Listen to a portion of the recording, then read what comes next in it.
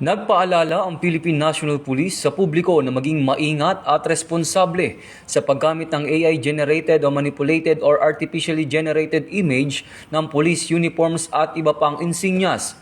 Ayon kay Police Acting Chief PNP, Police Lieutenant General Jose Melencio Nartates Jr., nagdalayo ng direktiba na maprotektahan ang integridad ng PNP at mapanatili ang tiwala ng publiko sa mga operasyon. Binabantayan din umano ng PNP ang posibleng maling paggamit ng opisyal na imahe na maaaring magdulot ng panloloko o makasira sa reputasyon ng organisasyon. Nagbabala rin si Police Lieutenant General Nartates sa mga PNP personnel laban sa paggawa at pagpapakalat ng AI-generated photos ng uniforme ng pulis at sundin ang mga pulisiya at protocols sa paghawak at pagbabahagi ng larawan lalong-lalo na sa social media.